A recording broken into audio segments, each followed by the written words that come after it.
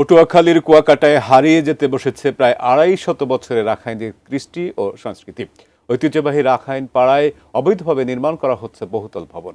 প্রভাবশালী একটি চক্র রাখাইনদের প্রলোভন দেখিয়ে ভুয়া চুক্তিপত্র তৈরি করে দখল নিচ্ছে বলে অভিযোগ উঠেছে।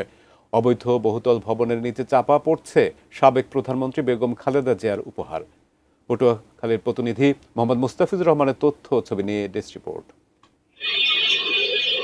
১৮ শতকের শেষে রাখাইন রাজ্য থেকে এসে উপকূলীয় জেলা কক্সবাজার ও পটুয়াখালীতে বসতি স্থাপন করে রাখাইন জনগোষ্ঠী।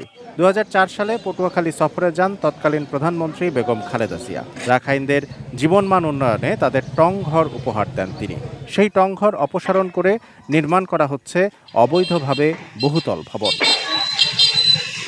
স্থানীয়দের অভিযোগ, স্থানীয় ও বহিরাগত একটি প্রভাবশালী চক্র এই অবৈধ কাজে জড়িত, যেখানে আওয়ামী লীগ, বিএনপির সমর্থক কিছু রাখাইনও রয়েছে। তাদের মাধ্যমে ভুয়া চুক্তিপত্র তৈরি করে প্রভাবশালীরা জমি দখল করেছে। স্বাস্থ্যকর অল টাইম ফ্যামিলি কেক, সব সময় অল টাইম হেলদি লাইফ। জমি এদের ইনভেস্ট হইলে যাইয়ে যারা নেবে পার্টনার যত কোটি টাকা বা যত লাখ টাকা খরচ যায়, আর এনে ইনকাম যা হইবে মনে করেন ১০০ টাকা হইলে ৪০ টাকা হইলে জমির মালিক, এরা ৬০ টাকা যারা ইনভেস্ট করে। মালিক হইলে বার্মিস, তারপরে ওই যে শেয়ার আছে ৩ জন, আমি যতটুকু জানি আর কি, যে কাউসার ভাই, মিরাজ আর হইলে আনোয়ার ভাই। এমন তৎপরতায় তীব্র ক্ষোভ জানিয়েছেন পটুয়াখালীর দুই শীর্ষ রাজনীতিবিদ। একটা কুচক্রি মহল কুয়াকাটার জায়গা জমি আত্মসাৎ করার জন্য এবং ওখানে ব্যবসার স্বার্থে শুধু রাজনৈতিক কারণে তারা সেই ঐতিহ্যকে ধ্বংস করে এখন বহুতল ভবন নির্মাণ করছে। কোন ক্রাইটেরিয়ায় তারা এত বহুতল ভবন নির্মাণ করার পারমিশন দিল? এইটাও একটা দুর্নীতির অন্যতম অংশ বলে আমি মনে করি। তারা যদি এগুলা ইলিগাল করে থাকে তাহলে তো এটা ক্রিমিনাল কেস।